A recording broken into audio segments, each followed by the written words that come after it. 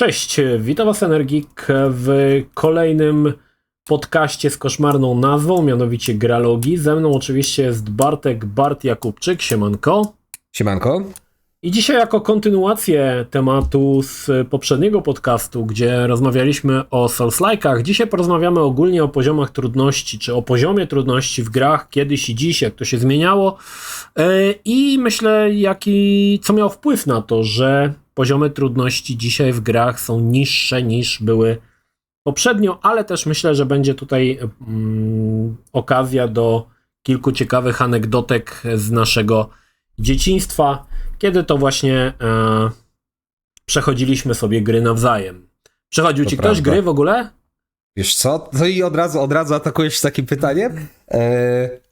Na pewno było w drugą stronę. Ja często byłem proszony, żeby komuś coś przejść, żeby komuś jakiś etap zrobić, to jak najbardziej, ale czekaj, czy mi ktoś przechodził? Nie mówię, że tak nie było, ale nie mogę czegoś takiego odszukać, więc...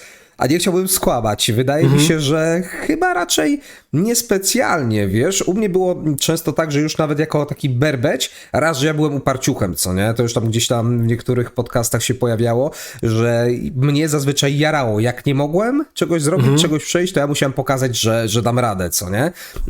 To raz. A dwa, że wiesz co, ja byłem tą osobą w domu, która ona tak napędzała tą taką rozrywkę elektroniczną i to ja tak naprawdę jako dzieciak, wiadomo, wymuszałem, bo chyba tak to trzeba po prostu nazwać na rodzicach, żeby coś zakupić. Co prawda mój ojciec, bo on był wykładowcą w kilku miejscach, tam między innymi na Akademii Ekonomicznej we Wrocławiu, więc on mnie też często ze sobą zabierał, na przykład na różnego rodzaju uczelnie, gdzie wiadomo, te IBM-y, nie IBM-y i cała reszta wielkich kwadratów, które teraz mieszczą się nawet nie w telefonie, co nie, to jakby, ale wiemy jak wyglądała ta technologia, więc gdzieś tą styczność miałem, więc w domu on też chciał mieć komputer, tylko on to wykorzystywał do pracy. Ja byłem osobą, która sprowadzała gry i tą elektroniczną rozrywkę, więc jeżeli już coś się miało dziać na ekranie, jeżeli chodzi o gierki, no to nie miałbym kogo poprosić. Matura czy ojciec... Oni by nie pomogli, tak? A jeżeli chodzi o kolegów, no to jeżeli chodzi o kolegów, to było współzawodnictwo, więc tutaj raczej nie. Nie wiem jak u ciebie. Ty miałeś ludzi od tego? Miałeś osoby? Znaczy u nas podobnie, to chyba w każdym tak było. Było takie współzawodnictwo, więc zawsze ktoś, kto był dobry w czymś, no to był Tak. Ja miałem takiego kolegę Zbyszka, który był najlepszy we wszystkim, a potem się okazywało, że to były, wiesz, bajki, nie? Ale on przechodził wszystko. Nie? Wszystko kończył, tak, wszystko przechodził, wszystko widział, nie? Ale zawsze jak się przychodziło co do czego, to okazywało się, że jednak nie. Wiesz czemu? Bo on wtedy miał nie te skarpety na sobie, on wtedy miał nie ten dzień, to jest zawsze to samo. Ja zakładam, że nie ten twój kolega... nie? Albo coś... Tak. Zakładam, że ten twój kolega to on był pierwszym na świecie, który ocalił Aeris w Final Fantasy VII, tak, co nie? Myślę, że to był właśnie tego typu gość, który właśnie dokonywał takich niesamowitych rzeczy. Natomiast jeżeli chodzi o poziomy trudności, ja się wychowałem w latach 80., kiedy miałem głównie styczność z komputerem Commodore, czyli to były sprzęty 8-bitowe i gdzieś tam było jeszcze arcade, te salony w tych wozach drzymały, które gdzieś tam się gdzieś tam się pojawiały od czasu do czasu i ogólnie powiem ci tak, zastanawiałem się nad tym, co oznacza poziom trudności, bo dzisiaj jak myślimy, że gra jest trudna, to pierwsze co nam przychodzi na myśl, to łączymy to jakby z Souls-like'iem, że jest to gra, która wymaga, tak, że jest to gra trudna.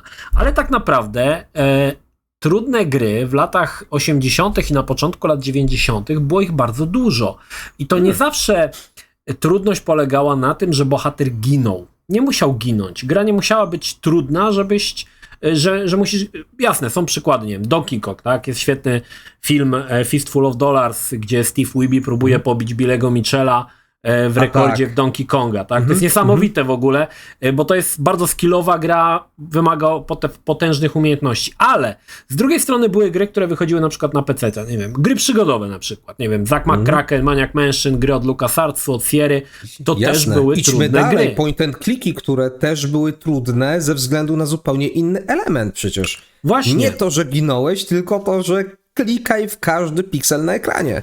Właśnie, ale dla przeciętnego wtedy gracza, ja to tak odbierałem i dzisiaj już to rozumiem dlaczego, gry przygodowe nie były trudne. Dlaczego? Bo były opisy. Opis ci pomagał przejść po kolei, co masz zrobić, krok po kroku, tak. więc te gry, jakby ich poziom trudności był w tym momencie żaden. Natomiast przeciwstawiałeś sobie to na przykład grom platformowym, które wymagały potężnego skilla, umiejętności i opanowania, nie wiem, joysticka czy klawiatury, gdzie opis jakby nie miał tutaj racji bytu. Czasami może były mapy, na przykład w Secret Service czy w Top Secrecie, ale te gry się uważało, że one są trudne, nie? A natomiast względem jakby tych gier przygodowych, których byś bez opisu nie przeszedł, no to one były jakby, te gry przygodowe były łatwiejsze. Okej, to teraz bardzo ważne pytanie, które myślę, że warto tutaj zadać. Czy na pewno warto powiedzieć, bo powiedziałeś taką ciekawą rzecz, ponieważ były opisy, to te gry nie były trudne. I ja się zarazem częściowo z tobą zgadzam, ale zarazem nie. Dlaczego? Chodzi o to, że i tutaj znowu pytanie, żebyśmy sobie zweryfikowali naszą rzeczywistość w tamtych latach. W tamtych latach, jak ja byłem dzieciakiem, no jestem ciut młodszy od ciebie, więc ja się wychowywałem końcówka lat 80., no i wiadomo, 90 pełną gębą. Natomiast u mnie często było tak, że jak się grało, to nie chciałeś przechodzić z opisem. Ty byłeś lamusem wtedy na osiedlu, jak grałeś z opisem. Zresztą ja wielokrotnie wspominałem, że często te RPG u mnie się pojawiały i przechodzenie z opisem to było takie, wiesz, naprawdę musi być ciężko, żebyś po niego sięgnął, więc zresztą nie oszukujmy się, poziom trudności ogólnie jest bardzo taką indywidualną kwestią, tak? Na zasadzie ja mam szybszy czas reakcji, tak? Albo mój mózg lepiej łączy jakieś elementy, stąd łamigłówki będą dla mnie łatwiejsze i to jest troszeczkę względne, tak? Ale wiadomo, warto to i zarazem zaznaczyć i trochę uogólnić mimo wszystko na potrzeby materiału dzisiejszego. Natomiast, tak jak mówię, ze względu na to, że myśmy często mieli to podejście, nie, ja po opis nie sięgnę, wiadomo, że to się z wiekiem później zmieniło, ale inna kwestia, to dla mnie te gry często też były trudne. Ja pomijam oczywiście fakt, że momentami to był absurd, bo znamy przecież point and clicki, chociaż ja na przykład bardzo lubiłem Broken Sworda, choćby moja ulubiona część point and clicków z tamtych lat, no gdzie po prostu zagadka była trudna nie dlatego, że nie mogłeś połączyć faktów, mimo że one były połączone jakąś logiką, miałeś podpowiedzi. One były trudne, bo były bez sensu. Bo tam nie miałeś podpowiedzi i Bóg jeden raczy wiedzieć, co autor miał na myśli. Więc zastanawiam się, czy to jest dobre podejście, nazwanie tego, wiesz co, ponieważ jest opis, to gra nie jest trudna. Wiesz co, tutaj musimy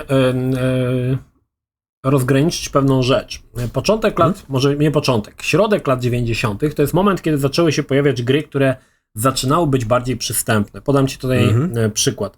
Jednym z moich ulubionych przykładów jest taki RPG znany z lat 90., który się nazywał Stone Keep.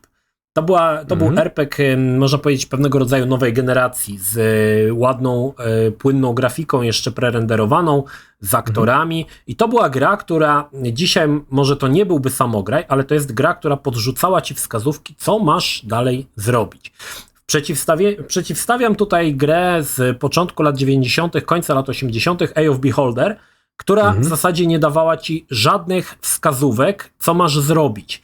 Nie wiedziałeś, gdzie iść, nie wiedziałeś, co zrobić. Zresztą tak podobnie było też z Dungeon Master, 2 części. To były gry, które ludzie, może jeżeli nie korzystali z opisów, to korzystali z pomocy innych graczy na jakichś forach, BBS-ach, gdzie te informacje się zamieszczało.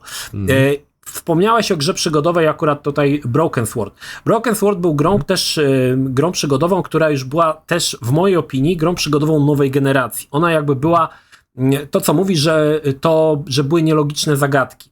Nielogiczne zagadki to były w pierwszym Monkey Island, przynajmniej niezrozumiałe dla Polaka. Słynne użycie małpy jako Monkey Wrench, czyli jako klucza. W Polsce jest to nieprzetłumaczalne. Jeżeli nie znałeś języka, nie byłeś w stanie tego po prostu ogarnąć. Mogłeś oczywiście przypadkowo sobie to kliknąć.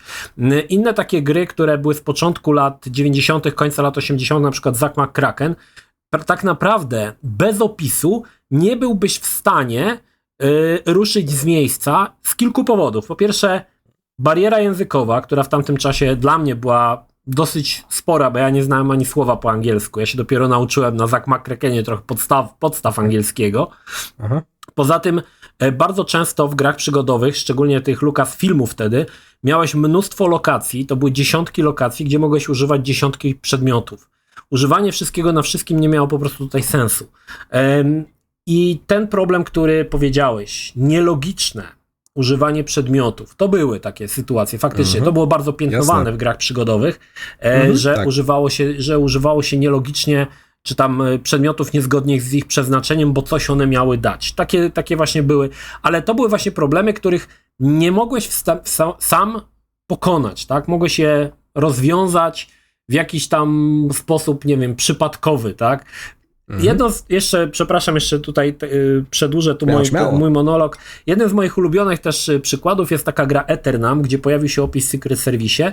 Ja w niego grałem i grał w niego mój kolega. Graliśmy razem, tak? Próbowaliśmy przejść. I w którymś momencie był problem, bo opis źle opisywał, co trzeba było zrobić. I my żeśmy na tym momencie się zatrzymali. Kombinowaliśmy w lewo, w prawo. Okazało się, że gość, tam taka była sytuacja, że jeden z hakerów prosił o obiekt z 50 gwiazdami, nie? Nie wiadomo, nie? Żeśmy to przetłumaczyli na słowniku, nie wiem, czy tak to brzmiało, ale była to rzecz, która, czy tam było jakoś tak to motane, że jakoś inaczej. I żeśmy to kombinowali. W końcu mój kolega wpadł, że trzeba mu dać flagę Narodów Zjednoczonych. O ile Amerykanin pewnie by na to wpadł szybciej. Dla mnie to było, wiesz, to był absurd, nie? Dlaczego, nie? Jasne, potem oczywiście to jest bardzo wiadomo. ciekawe. To jest bardzo ciekawy motyw, który wspomniałeś, czyli elementy, które są jakimś standardem kulturowym w danym regionie. I nie oszukujmy się, końcówka lat 80., 90. to jest bardzo trudny temat, ponieważ, tak jak sam powiedziałeś, rodowity native z danego kraju, gdzie dzieje się akcja, on wyłapie te elementy, które są charakterystyczne. Pozostałe osoby nie. Przebieg informacji był zupełnie inny niż teraz. Znajomość innych krajów, innych kultur, jakiejś standaryzacji zachowań, tego też przecież nie było aż tak bardzo, to nie było aż tak bardzo znane. No bo skąd? No bo jak?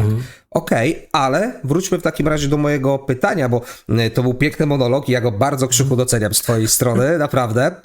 Natomiast wróćmy do tego pytania, bo nie mamy odpowiedzi i ja od razu mówię, ja zakładam, że możemy nie mieć finalnej odpowiedzi na to konkretne pytanie. Czy w takim razie to, że jest to przygodówka, albo gra, która powiedzmy nie jest nastawiona na akcję, na zręczność, i jest do niej opis, poradnik, czy to znaczy, że ona w takim razie nie jest trudna? Czy to nie jest może troszkę kwestia wyboru?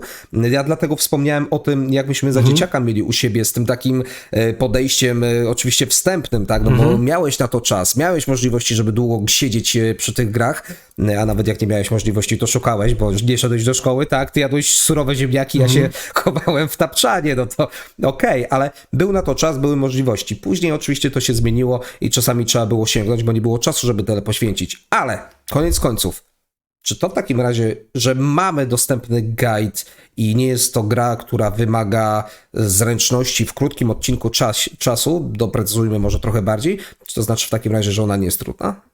Nie, no ja uważam, że gry przygodowe były trudne, tak? One jakby bez opisów, one były w zasadzie nie do przejścia chyba że ktoś naprawdę zjadł zęby na grach przygodowych, to faktycznie, ale na przykład ukończenie gry Sierry, szczególnie tych pierwszych, Larry, King's Quest, Space Quest, czy Police Quest jest w ogóle bardzo dobrym przykładem.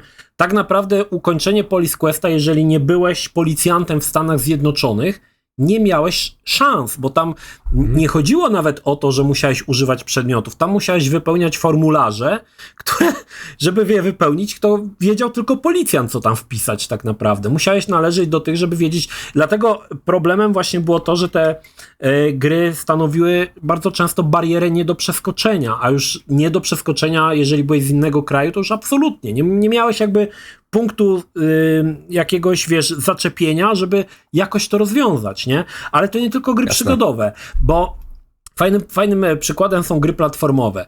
Gry platformowe na początku lat 90. Miałeś Amigę w ogóle? Nie, Amigę Nie miał miałeś Amigi. mój sąsiad. Ja Aha. chodziłem grać na Amidze i na Commodore, dosłownie klatkę obok. Ja mieszkałem na 8. piętrze, on na 7, więc nieraz było tak, że po prostu wychodziłem na balkon, patrzyłem sobie na jego okno, tam wiesz, pokrzyczałem, on się wychylał i było tylko gramy, gramy, no więc wiesz, na dół, klateczka obok i wtedy oczywiście się zagrywało. Swoją drogą, taki szybki off-topic, to właśnie w tym mieszkaniu padały te takie standardowe hasła cicho, bo się wgrywa, czyli klasyka, i oczywiście to w tamtym mieszkaniu dowiedziałem się od ojca mojego kolegi o nagrywaniu gier z radia, czyli to, co mówiliśmy rozgłośni odnośnie piracenia. tak. Tak jest.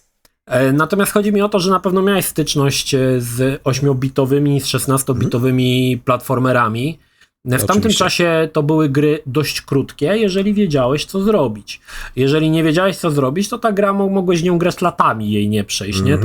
To były tytuły, które wymagały bardzo często absurdalnego wręcz skilla, żeby przejść planszę. Jedną z moich ulubionych to jest Cybernoid na C64, który był koszmarnie trudną grą, a składał się chyba z 30 plansz, czy właśnie takie tytuły właśnie arcade'owe jak chociażby Donkey Kong, nie? Że, no ale były też, zauważ, że też były tytuły bardziej przystępne, na przykład w mojej opinii takim tytułem jest pierwszy Mario Bros, który się pojawił na NES-a. Nie jest to gra, która jest przesadnie trudna, jesteś w stanie nauczyć się rozgrywki w taki sposób, że jesteś w stanie ją przejść. Kiedyś jednym z platformerów, który dla mnie był bardzo trudny, był Prehistoryk. Dzisiaj jestem w stanie go przejść na jednym życiu. I kiedyś też fajny tytuł w ogóle wspomniałeś, bo w to się zagrywałem bardzo. Wszyscy się zagrywali, nie? W Prehistoryka. W Polsce ale tak. dzisiaj po latach kończyłem tą grę tak wiele razy, że jestem w stanie w nią przejść na jednym życiu i sprawdzałem to chyba ze 3 lata temu na streamie, nie? I przeszedłem całą. Także to jest tytuł, były to gry, które wymagały nauki. Trochę jak Soulsy, tylko że tutaj jakby nie uczysz się zachowań, tylko uczysz się plansz, jak przejść każdą kolejną planszę i tak. I właśnie to sprawiało, że te tytuły, które były koszmarnie trudne, nagle stawały się bardzo łatwe. Ktoś ostatnio wrzucił, że Rysław się męczył na streamie z Rickiem Dangerousem, chyba 1 czy 2, nie pamiętam, a ja na przykład Ricka Dangerousa, nie wiem, też chyba na jakimś streamie kończyłem od razu marszu, tak? Jakby pamiętałem wszystkie te pułapki, które przygotowali twórcy. Także to jest jakby też, tu nie wchodzi może pamięć mięśniowa, tylko bardziej taka pamięć wizualna, że pamiętasz, jak przechodzić te kolejne... Wiesz co, właśnie ukradłeś mi kawałek tematu, więc bardzo subtelnie, to zupełnie niezauważalnie wejdę teraz, co nie? I ludzie się nawet nie zorientowali, że ja zacząłem mówić, a ty przestałeś. No może... Poza tym kaszlem. Właśnie pamięć mięśniowa, ja bym powiedział, że absolutnie jest tutaj, tylko tutaj szlifujemy kilka rzeczy.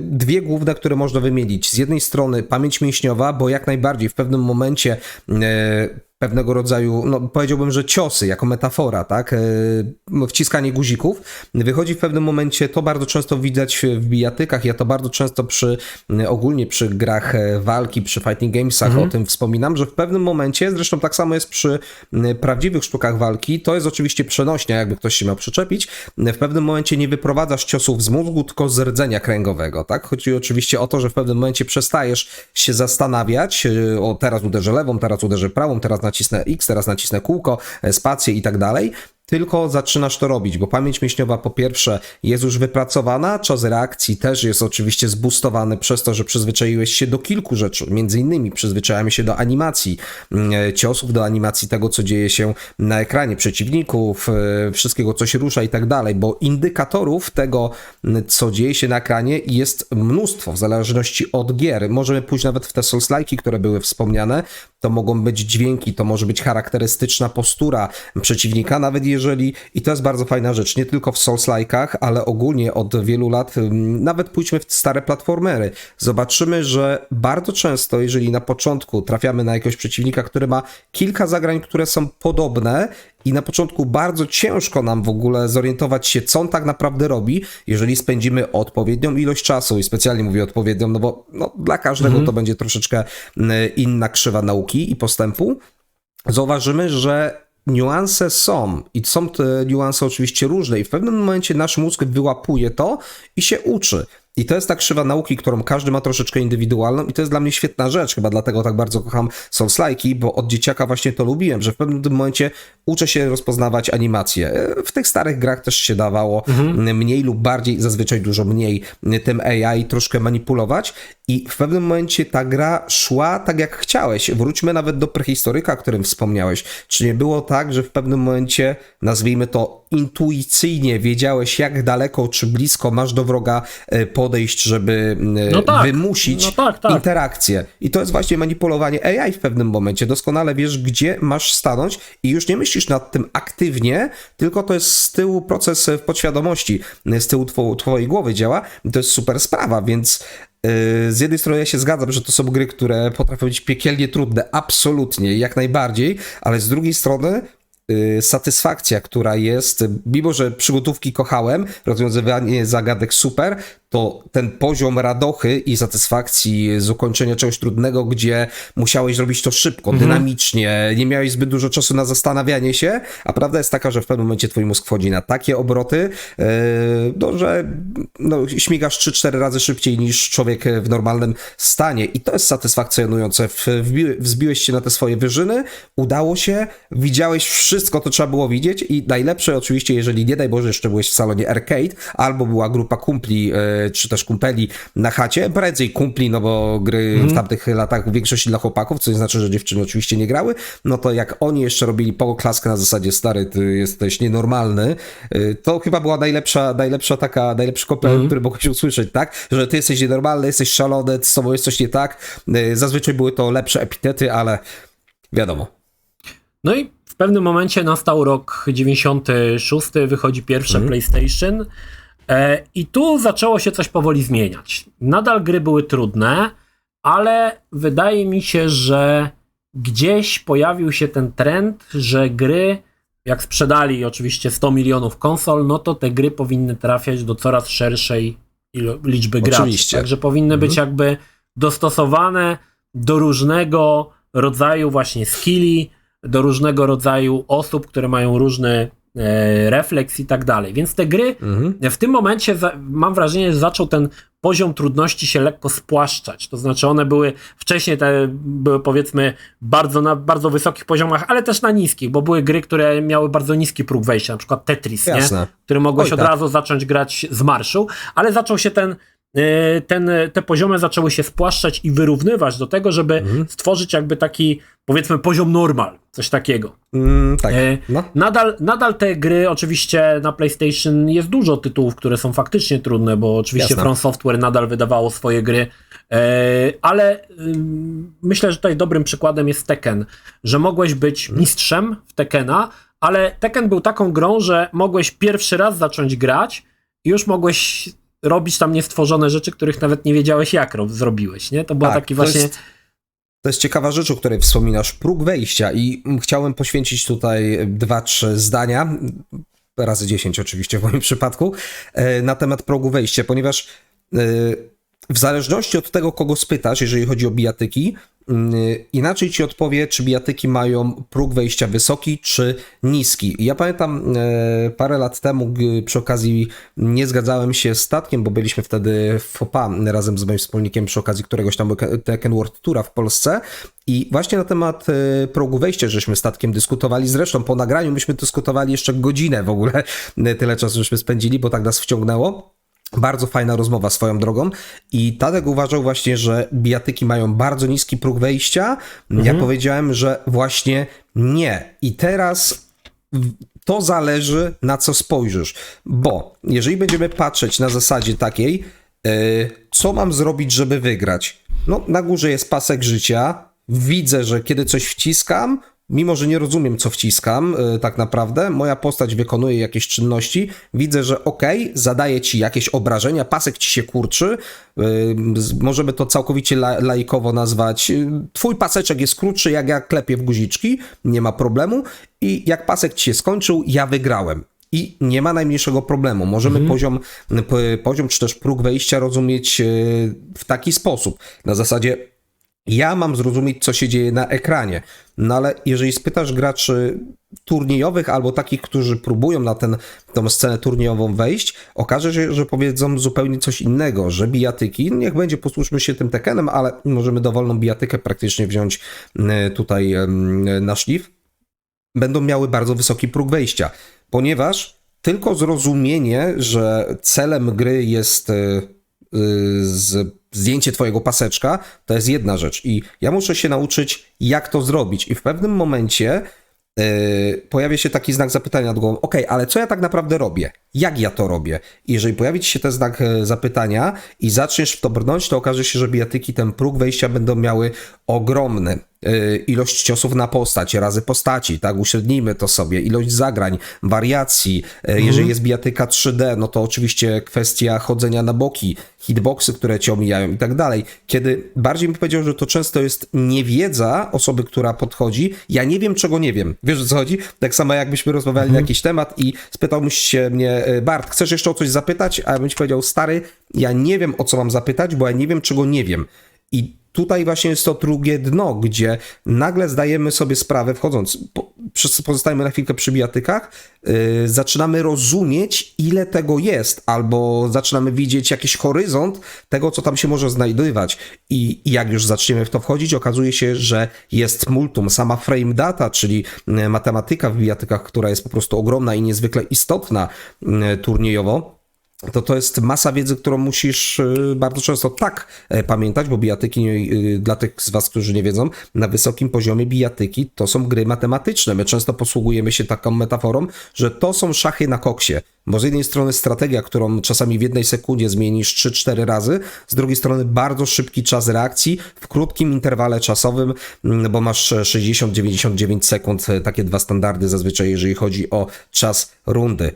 No i właśnie, z jednej strony jako laik podchodzę, mam zrozumieć medium, mam zrozumieć grę łatwe, ale próbuję się czegoś więcej nauczyć i okazuje się, że jest ogrom. Więc to jest ciekawe, że poziom trudności często zależy od tego, jak bardzo zainteresujemy się tytułem, albo jak bardzo chcemy go zrozumieć, być może jak dobrze chcemy w niego być. Wiesz co, ja się z tym niestety tutaj nie zgodzę, bo sama nazwa, próg wejścia, mówi ci o tym, że zaczynasz grać z marszu. Nie Jasne. myślisz na razie o frame date'ach, o cudach, po prostu łapiesz za pada i grasz. Jeżeli jesteś w stanie grać, nieważne czy wiesz co robisz, jesteś w stanie cokolwiek robić, to ten próg wejścia jest według mnie niski. Podam ci grę, której próg wejścia jest na przykład wysoki.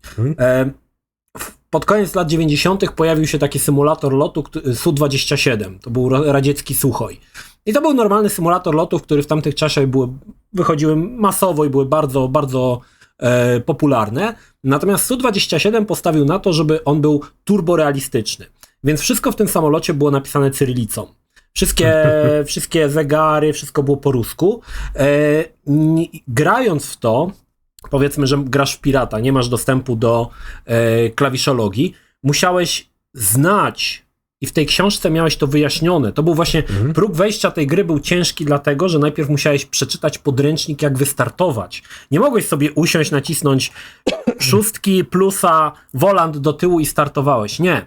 Musiałeś przejść całą procedurę startu, tak jak w prawdziwych samolotach. Dlatego w mojej opinii tutaj próg wejścia był bardzo wysoki, bo nie mogłeś sobie z marszu usiąść i grać. Musiałeś poznać całą ideę, czy tam całe wiesz, początkowe jakieś tam rzeczy, które musiałeś wykonać przed startem.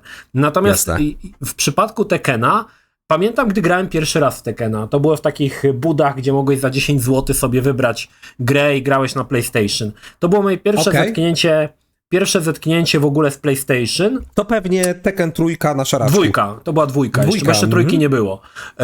Dwójkę, dostaliśmy pady, bo byliśmy z moim kolegą, dostaliśmy razem pady i my w zasadzie zaczęliśmy grać. Od razu, wiesz, to było płynne. Wzięliśmy pady, gramy, nie? Nawet się nie zastanawiałem, czy które przyciski, jakie są ciosy, bo widziałem, że naciskam jeden przycisk, dobra, krzyżak na pewno chodzę, przyciski na pewno są ciosy, to wszystko.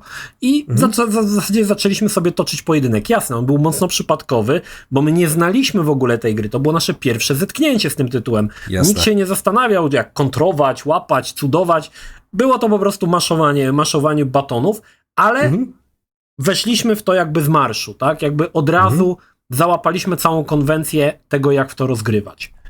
Jasne, i powiem ci fajnie w ogóle, że o tym mówisz, bo chciałem, w tą stronę chciałem troszkę przekierować, więc albo wpłynąłem na ciebie siłą woli, albo ty wpłynąłeś na mnie, tak? I to jest manipulowane w tym momencie, ty mój mastermindzie.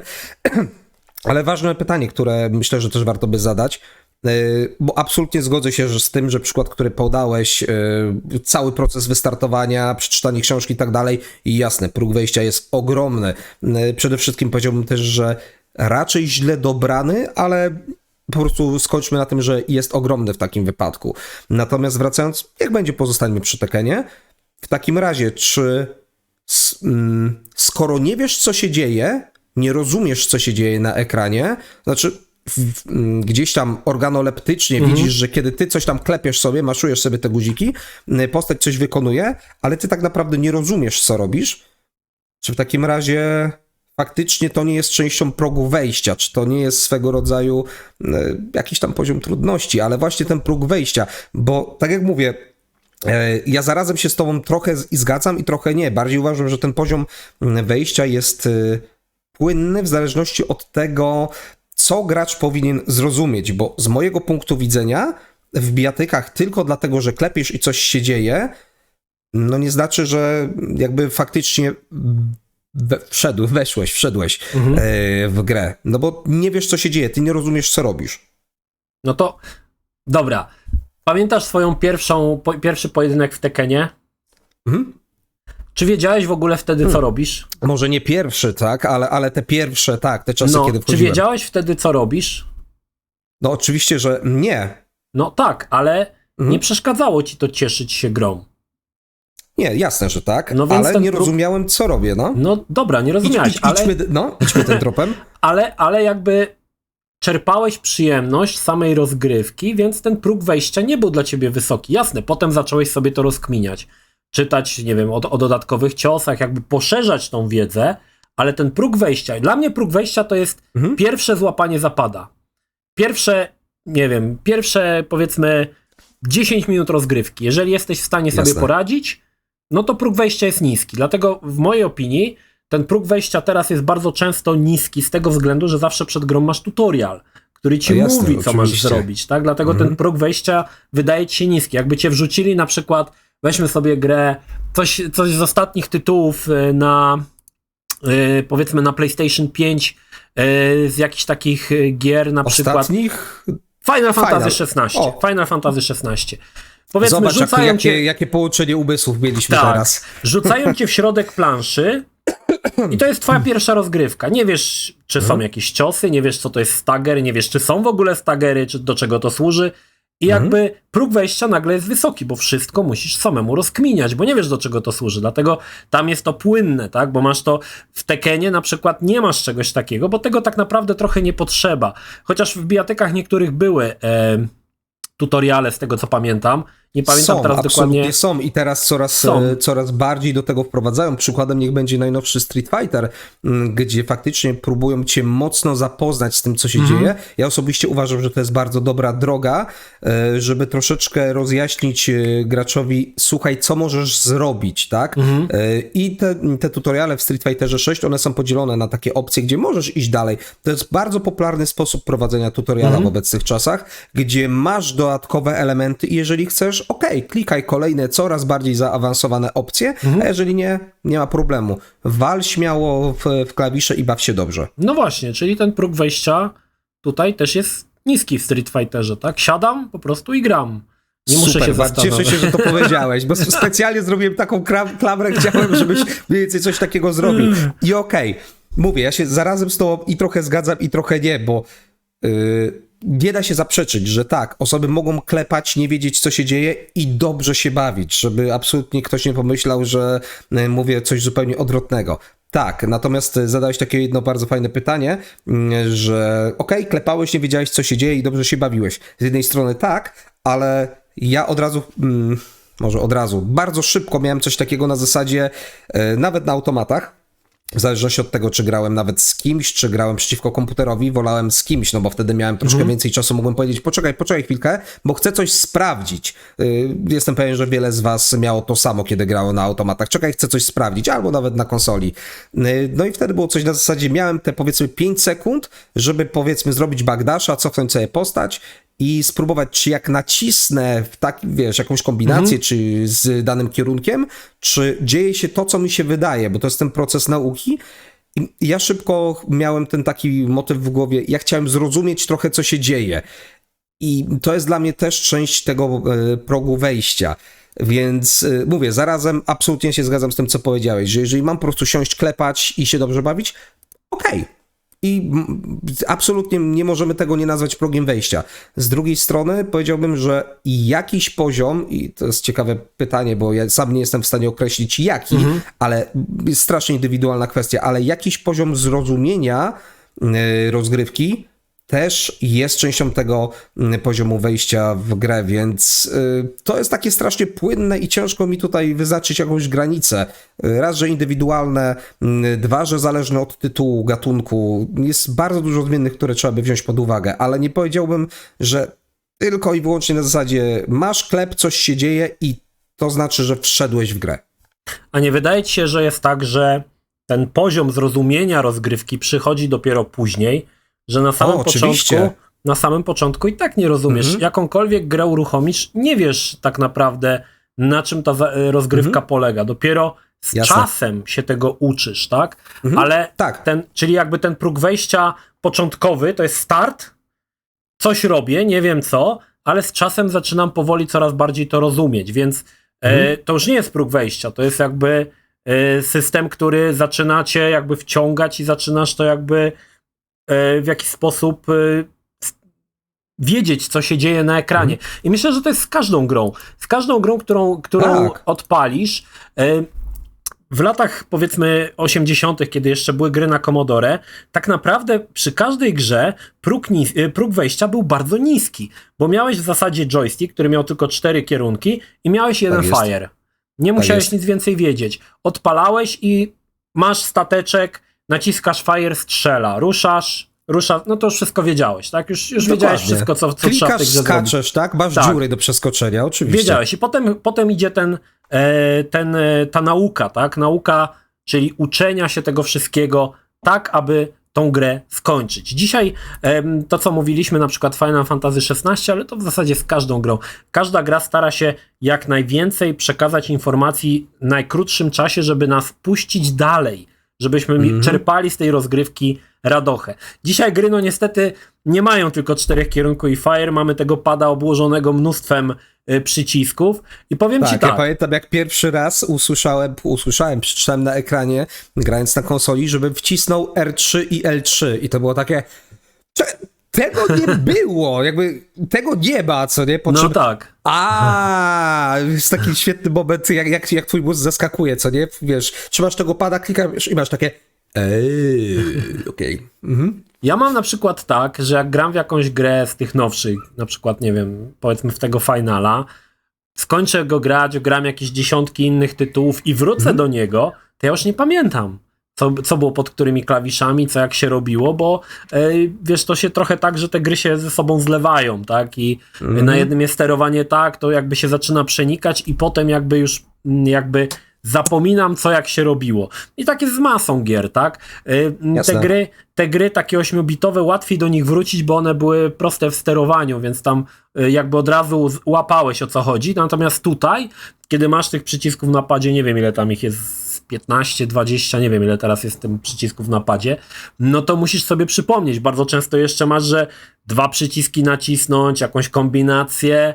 Także wiesz, to jest rzecz, która gdzieś tam umyka i dopiero po jakimś czasie wtedy można powiedzieć, że wtedy ten próg wejścia dla mnie przy powrocie do gry, na przykład po 2 latach, jest wysoki, bo ja nie mam tego tutoriala, którego robiłem na początku. Muszę wszystko sobie przypomnieć, nie? To jest to klasyczna sytuacja. Odpal grę, gdzieś w środku fabuły, czy w środku rozgrywki, w którą grałeś 2 lata temu, tak? Ile gier człowiek rozpoczął od nowa, to ciężko by było zliczyć. Ale tak, to jest bardzo fajna rzecz. Natomiast przechodzimy już tutaj przy okazji opowiadania o Soulsach. Ja to kilka razy już, jak nagrywamy podcasty, wspominałem, że generalnie w grach też często posługujemy się takim określeniem jak krzywa postępu, krzywa fabuły i tak dalej, krzywa umiejętności, krzywa satysfakcji. W ogóle świetnie jest, jeżeli te krzywe są ze sobą w miarę spójne, tak? Jest to taki na zasadzie wykresu idzie i faktycznie tak to często wygląda. Co jest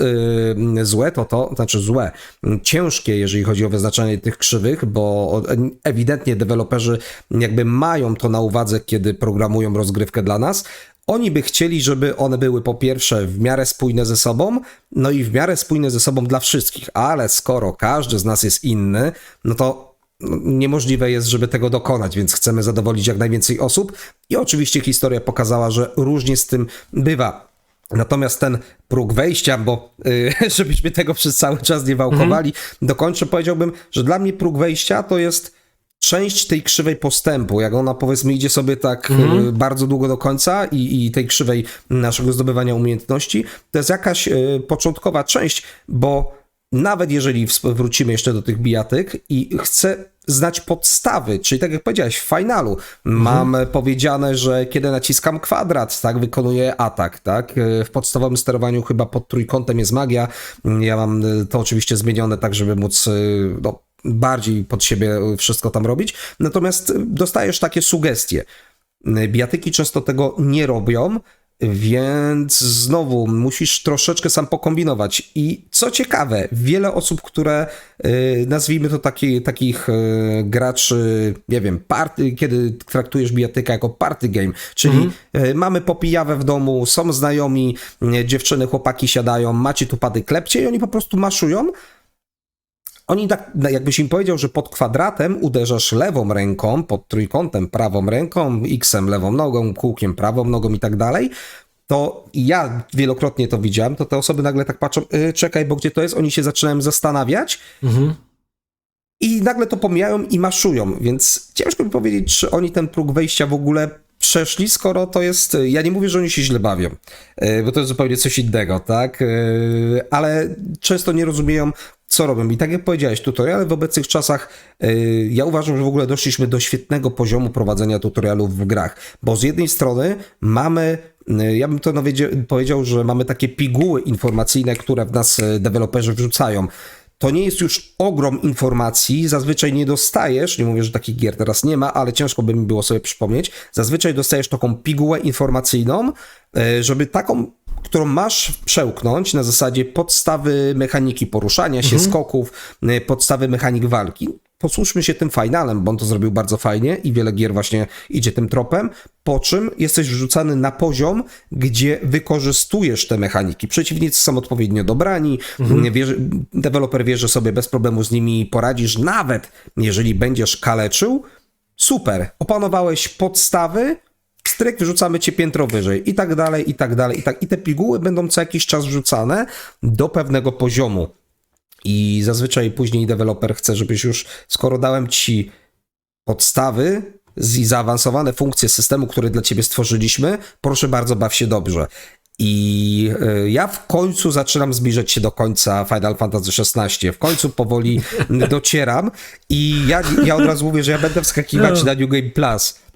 Znaczy wiesz co, jak jesteś zboczuszkiem, który sobie rzucił, że przy pierwszym podejściu do bossa będzie go, to znaczy przy pierwszym kontakcie, nie przy pierwszym podejściu, bo to by było niemożliwe, ale przy pierwszym kontakcie z bossem nie ruszy dalej z fabułą, jeżeli go nie przejdzie bez otrzymania obrażeń, no to tak długo później spędzasz czas, a że takim zboczuszkiem jestem, no to przepraszam bardzo. Tylko ja na tym cierpię, więc okej, godzę się z tym faktem. Tak czy inaczej, jestem już w tej końcowej fazie I rzeczy, które mogę robić, a których gra mi nawet nie pokazała, że mogę robić, czyli odpowiednie łączenie ze sobą umiejętności głównego bohatera, daje mi niesamowite możliwości. Ile razy ja się mogę wzbić w powietrze, ile razy mogę żonglować przeciwnikiem, żeby zachować combo meter, który nie jest tak naprawdę do niczego potrzebny, i damage, który skaluje po 600-700 tysięcy obrażeń. Czy mogę to robić? Jasne, że tak. I to jest dla mnie jako fana Devil May Cry niesamowite doświadczenie, bo to jest taki łatwiejszy, powiedziałbym, że to jest troszkę łatwiejszy Devil May Cry, bardzo fajnie zaawansowany mechanicznie final, świetnie to połączyli. Natomiast ciekaw jestem, co będzie w New Game Plus, ale finalnie chodzi mi o to, że deweloperzy dali mi kilka tych piguł, ja je łyknąłem, po czym zacząłem pracować już nad tym sam. I okej, możesz na tą grę przejść bez tego, natomiast jest to swego rodzaju własne wyzwanie. I czy jest to poziom trudności? Ciężko mi powiedzieć, bo ja często też zastanawiam się nad tym, jak rzucamy sobie sami wyzwania. Ja często to robię. Czasami mamy community challenge, czasami mamy po prostu coś, co chcemy spróbować zrobić wśród mechaniki gry, sprawdzić coś, nagle okazuje się, że coś działa i może być skillowo trudne do zrobienia. Mechanicznie, przez czas reakcji, przez bardzo małe, krótkie okno, kiedy możemy coś wykonać, może być trudne. Więc jest to swego rodzaju poziom trudności. Niewymuszony, niepotrzebny, nieobowiązkowy, bo nie jest obligatoryjny. No ale jednak to niektórzy z nas robią. No i jest częścią rozgrywki, koniec końców.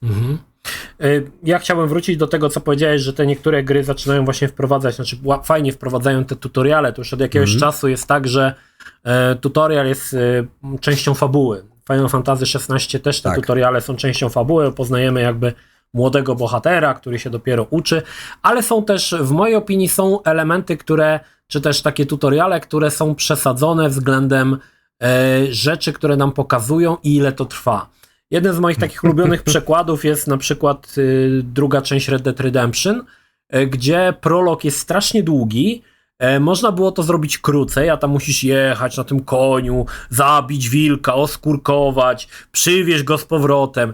I to zaczyna, to już kilku graczy w komentarzach mi pisało, że po prostu ten prolog, czy też właśnie ten tutorial, jakby trochę odstręcza od tej rozgrywki, bo chcesz już grać, ale nie, musisz mozolnie przechodzić, tam to wiesz, i tam się dzieją się takie rzeczy, można powiedzieć, podstawowe. I to jest też ten problem, że w przypadku akurat Red Dead Redemption 2 są gracze, którzy może by chcieli pominąć ten tutorial i wejść od razu do gry, a nie mogą.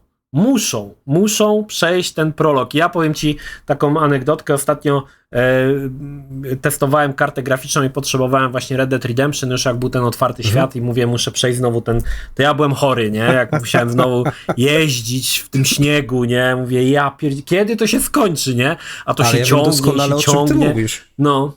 Bo ja wiem doskonale, o czym mówisz przy omawianiu pierwszego PlayStation, przy okazji któregoś tam RPG, czy też serii RPGów, o których mówiłem, wspominałem o Star Ocean 2.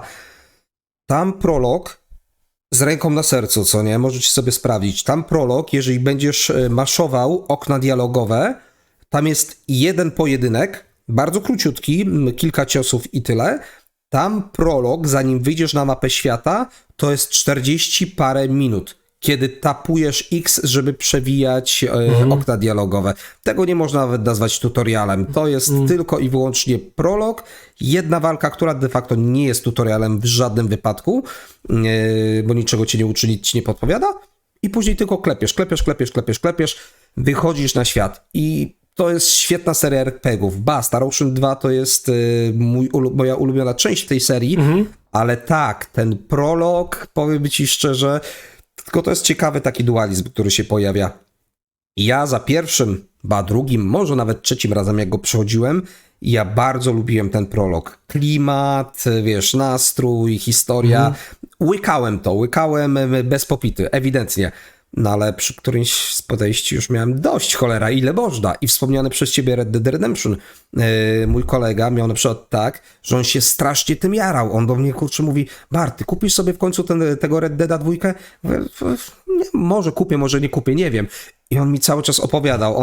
On miał mentalną erekcję tak wielką, że ja nie wiem, czy mu czaszki nie przebiło po prostu w pewnym momencie. Ale jego tak zajrało to, że ta filmowość, ten klimat tego wszystkiego, do niego to po prostu trafiło. Znaczy nie, za pierwszym razem to jest fajne, tylko za kolejnym razem już takie fajne nie jest. Jednym z poziomów trudności są gry, które jakby na samym początku, to się rzadko zdarza, ale są gry, które na początku testują umiejętności gracza. Jednym z takich ulubionych moich tytułów jest Driver i słynny tutorial w garażu, który wymagał od nas sporych skilli, żeby móc przejść dalej. I z tego co wiem i też z komentarzy i z opowieści, dla wielu osób ta gra na tutorialu się skończyła, bo nie umieli tego przejść. No i to jest też przykład tego, że gra jakby sprawdza, czy jesteś godny tego, żeby grać dalej, czy sobie poradzisz, nie? Że to taki tutorial, który... I można powiedzieć, że akurat Driver ma bardzo wysoki próg wejścia, bo ten tutorial to jest rzecz, którą musisz mieć... Właśnie ten tutorial jest o tyle ciekawy, że on nie mówi ci, jak to zrobić. Na przykład jak zrobić palenie opon, albo jak zrobić 180. Nie mówi ci tego. Masz to zrobić i koniec. I tyle, tak? I kombinuj, nie? I to tutaj właśnie gra według mnie ma wysoki z kolei próg wejścia, bo wymaga od w zależności na jakim systemie grałeś, bo to też było ciekawe. Znaczy na PlayStation grałem i na PC-cie. I na obydwu ten poziom trudności był dosyć wysoki, bo... Tak samo ci się robiło tą sekcję w garażu? Wiesz co, ja grałem ostatnio w Drivera i przeszedłem już za pierwszym razem, bo wiedziałem jak. No bo ty jesteś już starym kierowcą. No właśnie, ale jak grałem pierwszy raz na PC-cie, to było dla mnie to dosyć trudne. I pamiętam, że się sporo z tym męczyłem, ale jak już załapałem, to potem już potrafiłem to przechodzić. Ale to jest właśnie przykład troszkę odwrócenia krzywej uczenia, że na początku masz bardzo wysoki ten poziom, że musisz znać już wszystkie elementy, które tak naprawdę powinieneś poznać dopiero na końcu gry. Nie? Albo gdzieś w połowie. Tak, to są bardzo zaawansowane techniki, a tu już musisz znać je na samym początku, nie? Na samym początku w tutorialu już musisz je znać. Także to jest jeden... No i jeszcze są gry, które mają w mojej opinii przeciągnięty poziom trudności zbyt wysoko z tego powodu, że dochodzi tam losowość. Coś, nad czym my nie możemy w żaden sposób zapanować. Jedną z takich gier, która ma niski próg wejścia, ale właśnie przez tą losowość, jest to tytuł bardzo trudny, jest Cannon Fodder. To jest tytuł, który możesz grać od razu z marszu. Ale pytanie, ilu z was przeszło dalej niż misje lodowe?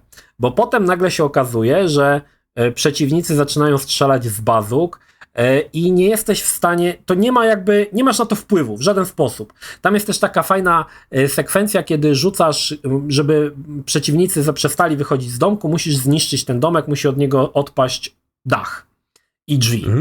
I zawsze ten dach ląduje w totalnie losowym miejscu. Może na twoich żołnierzach wylądować. Nie masz na to wpływu. Ja już próbowałem z różnych stron rzucać te granaty, wiesz. To jest tak losowe, że nie jesteś w stanie nad tym zapanować. I tutaj poziom trudności jest w zasadzie, nie możesz tego wyskillować.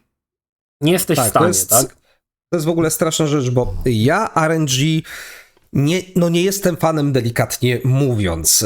Co ciekawe, dużo w swoim życiu przegrałem w MMORPG, gdzie, no nie oszukujmy się, to są bardzo RNG heavy tytuły i dropienie różnego rodzaju rzeczy, po prostu czasami to była mordęga, więc zawsze się zastanawiałem, o co ci, Bartek, chodzi, tak? Z jednej strony RNGzys albo Random God, jak się prześmiewczo często o tym mówi, nie błogosławi cię za bardzo, z drugiej strony przy niektórych takich tytułach siedzisz. I to jest ciekawa rzecz, bo jeżeli będę miał sytuację, w której ja bym wtedy nie nazwał tego RNG, powiedzmy, masz, próbuję sobie szybko wyobrazić jakąś sytuację, niech to będzie swego rodzaju slasher, tak? Pójdźmy sobie może w stronę Devil May Cry'a, tak? I załóżmy, że w odpowiednich momentach walki albo po niektórych ciosach wiem, że mój przeciwnik, czy przeciwnicy, boss ma trzy opcje, albo dwie, mamy 50-50 typowe, ale są odpowiednie indykatory, tak? Są podpowiedzi być może dźwiękowe, być może wizualne, które mi troszkę podpowiedzą, gdzie to może iść i jestem w stanie to wyskillować. Okej, całkowite RNG?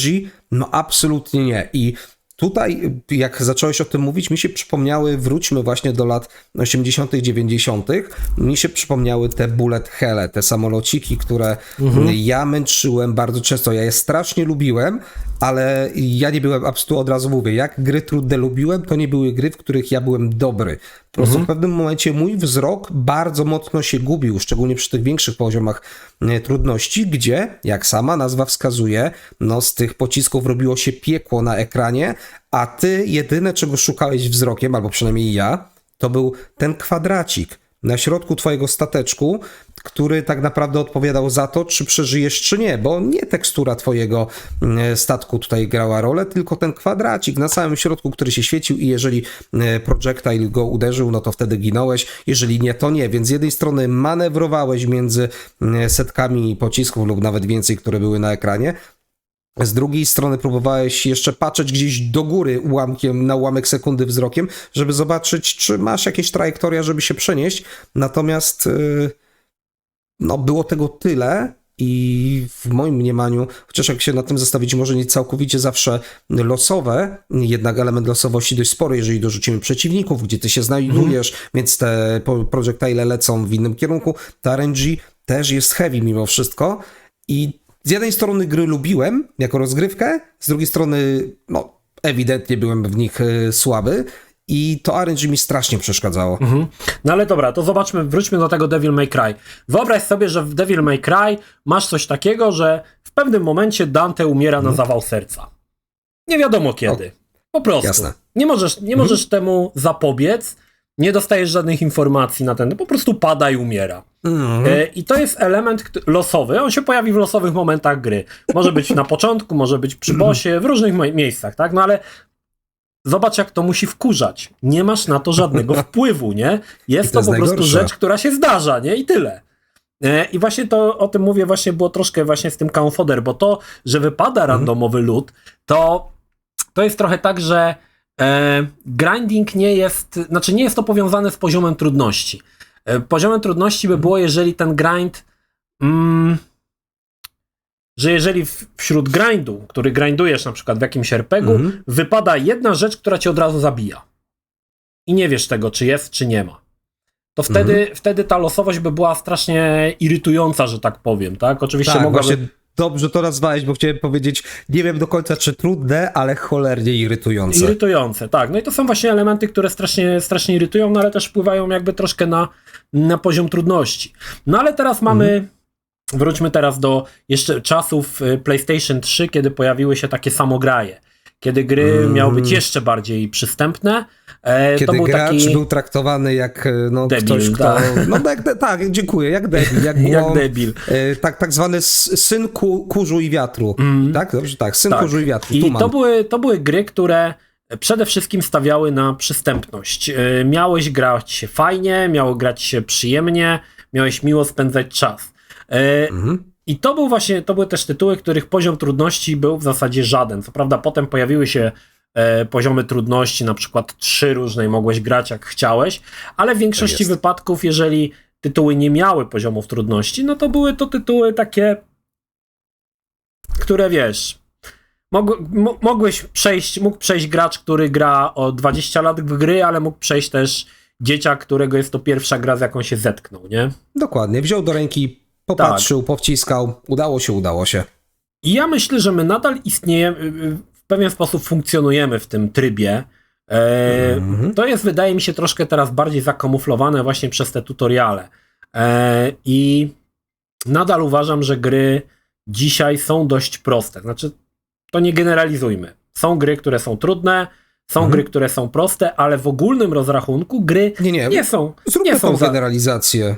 Nie są za bardzo trudne, nie? Jeżeli ja na przykład dzisiaj gram jeżeli na starcie jest poziom hard, to zazwyczaj gram na tym hard, bo wiem, że na normal to mi szkoda czasu, a na easy to ja w ogóle uznaję, że to nie istnieje, bo na easy to praktycznie nie giniesz w tych grach, nie? Więc staram się... bardzo często są dodawane, podejdę gdzieś tam na chwilkę do Larian Studios.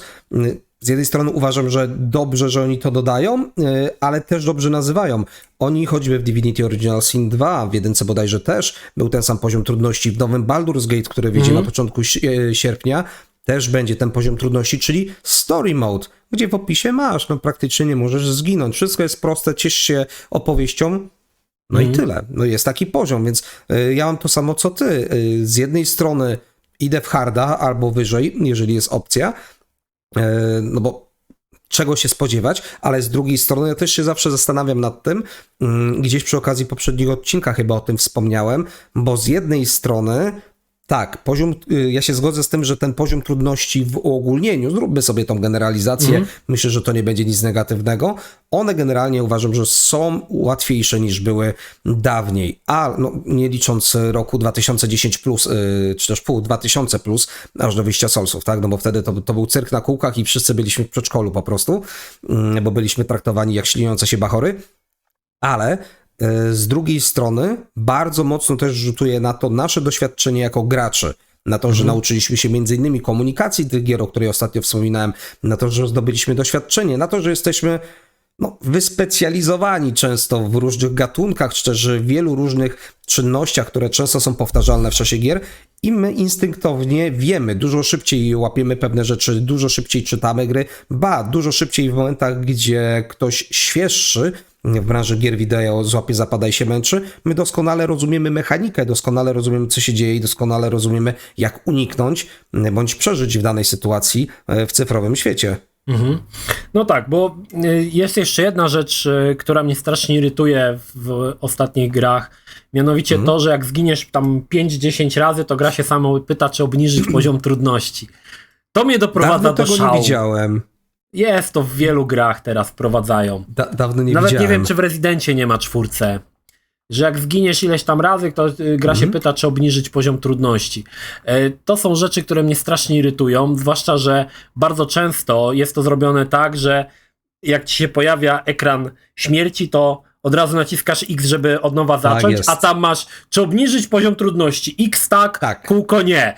I od razu już kurna, nie? Aha. Także nie, to są... klasyka. Tu się zgadzam z tobą. Dobra, bo się żeśmy jakoś zawiesili. W każdym razie to są rzeczy, które mnie ogólnie strasznie irytują, natomiast ostatnio miałem okazję, szwagrowi, pytałeś się, czy komuś przechodzę grę. W zeszłym miesiącu szwagrowi przechodziłem końcówkę Uncharted 4, bo grał na poziomie crashing i tam już nie mógł przejść, to była taka strzelaninka na tych statkach, już na samym końcu. I powiem ci, że gra potrafi być miejscami trudna, ale tamten poziom trudności jest dość ciekawie zrealizowany, bo szwagier przeszedł do takiego momentu, że miał bardzo mało amunicji i w zasadzie można powiedzieć, że w pewien sposób gra była nie do przejścia, bo brakowało amunicji, tam wyskakują ci te typy ze wszystkich stron i powiem ci, ja się męczyłem strasznie z tym i mówię, wiesz co, zrobimy inaczej, odpalmy ten chapter jeszcze raz, ja go jeszcze raz przeszedłem, przygotowałem się na tą walkę i przeszedłem ją za pierwszym razem, więc ten poziom trudności trudny, czasami to jest podobnie, to troszkę też to wynika właśnie z tej losowości, tak, bo nie wiesz tego, czy będzie, jeżeli grasz pierwszy raz, nie wiesz, czy tam będzie jakaś potężna walka, czy powinieneś zebrać amunicję, czy możesz biegać z nożem i będzie okej. I nagle się okazuje, że przed tobą stoi ściana betonowa, której nie możesz w żaden sposób przebić, nie? To też są jakby takie sposoby utrudniania tej gry. I teraz wiesz, patrząc na to z perspektywy czasu, szwagier stwierdził, że na Crashing Uncharted 4 jest trudne. No bo sam nie przeszedł, ja mu przeszedłem. Ja stwierdzam, że jest łatwe, tylko musisz wiedzieć, co zrobić, tak? Albo dokładnie dla osoby, która już wcześniej skończyła, już jakby ma tą wiedzę, co trzeba zrobić i jak trzeba zrobić, nie? Także to są też takie, Chociaż wiesz co, bo jeszcze jedną rzecz o RNG chciałem dorzucić w tym miejscu, mianowicie tutaj szczególnie nie mam pojęcia, jak jest w obecnych czasach, bo dawno nie szukałem informacji na ten temat, ale lata 90. i wcześniej, lata 80. jak najbardziej również, RNG często miało wpływ na różne elementy w grze. Bardzo ogólnikowość z mojej strony. O co mi chodzi? Bardzo często widać kwestię manipulowania tym naszym RNG-zysem, czy też random gadem w speedrunach, szczególnie właśnie starszych gier, ponieważ RNG będzie miało wpływ na kilka elementów. I tutaj z jednej strony mamy RNG, które że tak powiem, losuje nam walki lub brak tych walk albo konkretnych przeciwników. I bardzo często możemy zobaczyć, że odpowiednio poruszając się naszą postacią, stając na odpowiednich, powiedzmy, heksach, kiedy się nią poruszamy, nawet w mieście, wyjdąc na mapę, tak zmanipulowaliśmy RNG, bo każdy nasz krok coś zmienia i znając te liczby, jesteśmy w stanie przygotować sobie, zrobić sobie setup de facto na to, co stanie się później, kiedy wyjdziemy na mapę świata, który przeciwnik nam się pojawi i tak dalej, i tak dalej. Więc tutaj oczywiście mówimy już o typowych hardkorach, którzy speedrunują, ale dlaczego o tym wspominam? Dlatego, że bardzo często, to mi się przypomniało odnośnie tego, co powiedziałeś, że zacząłeś chapter od początku. Bardzo często, i tutaj wspomnę choćby Suikodenem, o których nieraz wspominałem, tam loot też jest oparty na RNG, natomiast założenie jest takie, od lat w community, co jest oczywiście prawdą, jeżeli próbujesz coś sobie wydropić i przez 10 minut ci nie dropnęło, zrestartuj grę. Restartujesz od razu RNG, nie wypada po 10 minutach i tak dalej. I jeżeli już wpadniesz na ten moment, że coś zaczyna ci wypadać, próbujesz kolejne 10 minut, tak? Czasami jest tak, że RNG się zatrzyma, jeżeli chodzi o dropy, czasami nie, więc duża przypadkowość, ale czasami też jest właśnie tak jak w twoim przypadku, że zacząłeś coś od nowa, być może w Uncharted też to tak zadziałało, nie wiem, bo nie wchodziłem tak głęboko w technikalia tej gry, ale być może właśnie przez zrestartowanie tej gry, bądź setek innych, gdzie ludzie podchodzili na takiej samej zasadzie, podeszliśmy od nowa, RNG było świeże, być może dzięki temu uniknęliśmy kuli, być może dzięki temu akurat dostaliśmy coś dodatkowego, co pomogło nam przejść cały chapter, cały etap gry, który mieliśmy do przejścia. No. Godzina 8 już, mój drogi. Nawet nie wiem kiedy minęło, więc myślę, że będziemy powoli sobie kończyć. Natomiast na zakończenie może takie podsumowanko. Czy uważasz, że poziom trudności w grach, który jest dzisiaj, jest odpowiedni, niewystarczający, czy powinien być wyższy? Ale nie patrz tylko na siebie, nie patrzmy subiektywnie, tylko patrzmy globalnie na całą społeczność graczy. No i właśnie zabiłeś możliwość odpowiedzenia na to pytanie, Krzywo, jakby obiektywna opinia, tak? O to prosisz? Znaczy subiektywna opinia, ale... To dobrze, bo nie ma czegoś takiego jak obiektywna opinia. No właśnie, subiektywna opinia, ale patrzysz nie na siebie, możesz sobie na przykład wyobrazić, że tworzysz jakąś grę i chciałbyś, żeby sprzedało się jak najwięcej kopii, no więc musi być ona dostępna dla największej ilości graczy. Czy poziom trudności powinien być wyższy na tym poziomie, czy niższy? Nie wiem, stary, jak ci odpowiedzieć. Spróbuję pójść troszkę naokoło. Jakby już same wytyczne, które mi rzuciłeś, dla mnie są nie do przełknięcia. Jakby zbyt dużo zmiennych, zbyt dużo ludzi, która miałaby trafić do jak największej ilości osób, czy graczy tych bardziej casualowych, którzy nie wiedzą, co to jest Steam i grają tylko na telefonie. Ja poważnie mówię, są takie osoby, nie ma w tym nic złego. Mój kolega ma takiego w pracy. Jak mu powiedział, że jest coś takiego jak Steam i mu to pokazał, on się za głowę złapał w ogóle, że coś takiego istnieje. Odkrył to w roku 2023. Da się. Natomiast czy poziom jest odpowiedni, za niski, czy za wysoki? Żadna z tych odpowiedzi tak naprawdę, mój drogi. Ja bym powiedział, że część gier dobrze manewruje poziomami trudności i daje nam dość dobrą opcję kustomizacji.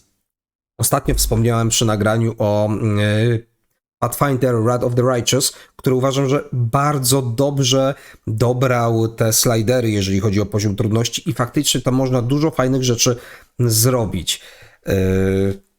Pozostała część deweloperów, no cóż, to zależy od od ilu rzeczy to zależy od tego wszystkiego, o czym mówiliśmy dzisiaj, od naszego doświadczenia, od naszych umiejętności.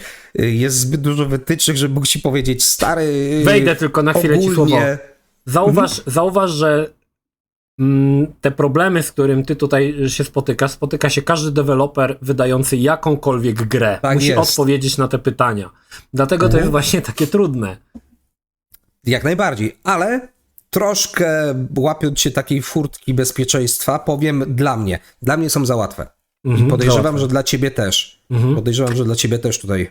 Znaczy ja powiem ci, że w aktualnych czasach uważam, że każdy znajdzie coś dla siebie. Są tytuły, które są wymagające. Jeżeli będziesz chciał wysokiego poziomu trudności i takiego wyrobienia skilla, znajdziesz tytuły dla siebie i są tytuły, których możesz nie robić nic, a gra będzie się przechodziła.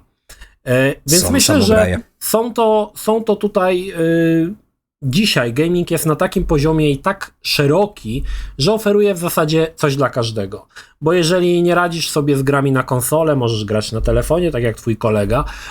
To jest w ogóle też ciekawa rzecz, bo możemy ją kiedyś poruszyć, bo kiedy powiedziałem, że w jednym z podcastów, że ileś tam graczy, że graczy kobiet i mężczyzn jest mniej więcej na równi i ktoś powiedział, że to jest niemożliwe. Natomiast jest taka jedna rzecz, o której nie wspomniałem, że graczem jest każda osoba, która gra w gry. Niezależnie czy to jest saper, czy to jest kuleczki na komórce, to też jest gracz, gra w grę. Jeżeli twoja stara gra węża na Nokii 3310, to też jest graczem. Też jest graczem. Absolutnie. I to jest właśnie dlatego, to jest takie dość można powiedzieć płynne tutaj. Natomiast każdy znajdzie coś dla siebie. Jest to tak potężny dzisiaj rynek, że dostosujesz sobie, czy tam znajdziesz gry dostosowane do swojego poziomu trudności, swojego skilla, do swoich umiejętności, ale też swoich zainteresowań. Są gry, prawdopodobnie są RPG, które są bardzo proste, które możesz przechodzić sobie płynnie. Są pewnie bijatyki, które możesz grać, czy tam czesać jakieś szalone kombosy bez też jakiejś specjalnej wiedzy. Pewnie coś takiego jest. No ale są też bijatyki, ja powiem nawet więcej. W bijatykach teraz najnowszy Tekken będzie to miał. Poprzedni Tekken 7 też już miał taki assist mode, tak to nazwijmy. Street Fighter to ma, zakładam, że w Mortalu też to zaimplementują. Akurat nie wyszukam tej informacji. Oczywiście nie jest to dostępne w formie turniejowej, tak? To jest chyba autoblok, też... tak? Że blokuje od razu? Lepiej. Możesz sobie zrobić na takiej zasadzie, że przypisujesz sobie podstawowe proste juggle, co nie? Komba i możesz faktycznie maszować i ta postać będzie robiła fenomenalne rzeczy. W najnowszym Tekkenie jest to pchnięte, no powiedzmy jeszcze dalej. Ja na początku, jak w 7 o tym usłyszałem, to lata temu, jak była premiera, to byłem strasznie negatywnie nastawiony do tego, ale oczywiście trzeba było dowiedzieć się szczegółów. I kiedy wszedłem w szczegóły, stwierdziłem, luz, nie ma problemu, jeżeli ktoś chce sobie na imprezie przy kilku głębszych powciskać, żeby coś się działo, to jest idealne rozwiązanie dla tych osób, które nie chcą wchodzić w tą ścianę frame daty, ciosów i całej reszty, bo tego jest ogrom. To nie jest ten odbiorca. On chce wciskać i dobrze się bawić. I okej, fajnie, dajmy im to. Natomiast na turniejowym poziomie absolutnie tego nie uznajemy, no nie jest to dopuszczalne, więc luz. A swoją drogą, ty odpowiedziałeś na pytanie, które sam zadałeś, w taki sposób, w jaki ja chciałem odpowiedzieć, czyli, że każdy znajdzie coś dla siebie, bo rynek gier jest wystarczająco urozmaicony i uważam, że to jest świetne, że mamy na tyle bogatą bibliotekę tytułów, gdzie każdy faktycznie to znajdzie. Natomiast tak uformowałeś pytanie i nie chciałem specjalnie od niego uciekać i starałem się jakby odpowiedzieć w tych ramach, które mi dałeś, co było z mojej perspektywy niemożliwe, więc powiedziałem, że dla mnie personalnie, ale tak, zgadzam się z tobą, że jest tak bogato na chwilę obecną, że coś znajdziemy i jeszcze 3 grosze do tego, co powiedziałeś, bo myśmy wtedy, kiedy rozmawialiśmy właśnie o tych graczach, o tym, żeby trafić do odbiorcy i o seksualizacji, chyba to było też przy tym poruszone, że no chcemy trafić do odpowiedniego odbiorcy i chcemy, żeby się to sprzedało. I ja pamiętam, że specjalnie tak troszkę cię sprowokowałem, żebyś chwycił po te dane, bo doskonale wiem, że tam lubisz oczywiście w liczby sobie patrzeć i popatrzyłeś, że jest to 50-50 mniej więcej. Ja mówię tak, okej, jest 50-50, ale no nie każdy gracz, jeżeli powiem, że jest równy,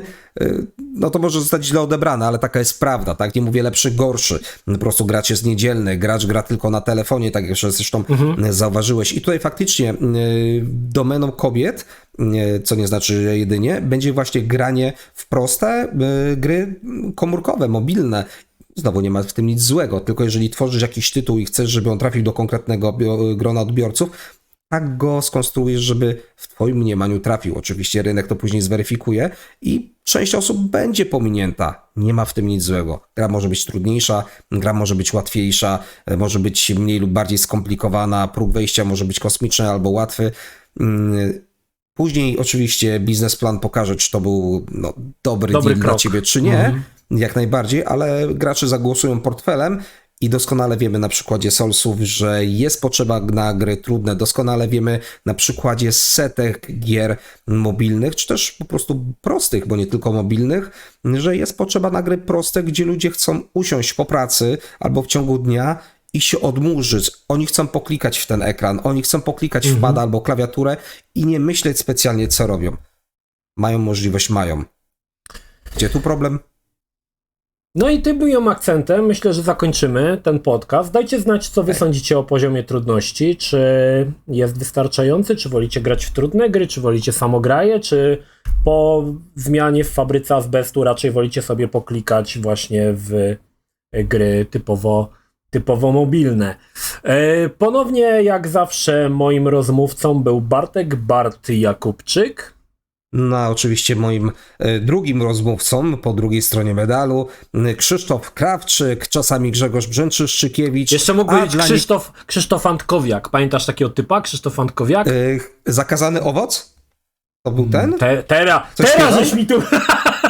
Chyba tak. Czekaj, bo Antkowiak, pamiętam nazwisko, to był ten chłopak, co śpiewał Zakazany No owoc. chyba tak, chyba on śpiewał. Tak. No. To powiem ci, że ja w ogóle parę lat temu, pewnie to będzie z 8, jak mówię parę lat temu. Znasz go. On wydał...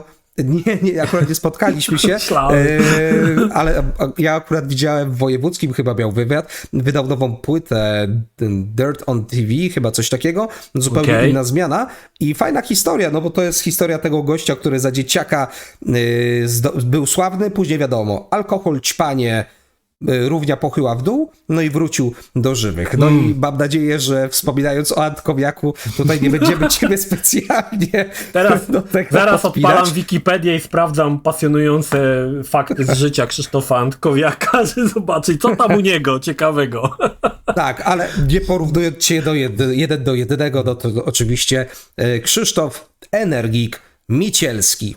Dziękujemy serdecznie i zapraszamy do kolejnego podcastu, w którym zajmiemy się kolejnym bardzo ważnym tematem. To był kolejny odcinek paskudnie nazwanego podcastu Gralogii. To tyle. Pozdrawiam Was, Energik, trzymajcie się, do następnego. Cześć. Jeśli film Ci się podobał, zachęcam do subskrypcji lub wsparcia mojego kanału na portalu patronite.pl. Film o podobnej tematyce znajdziesz tutaj, natomiast z drugiej strony znajdziesz film wygenerowany przez platformę YouTube'a. Zachęcam również do odwiedzenia moich social mediów, grupy Energikowcy na Facebooku oraz serwera Discord. Linki jak zwykle w opisie.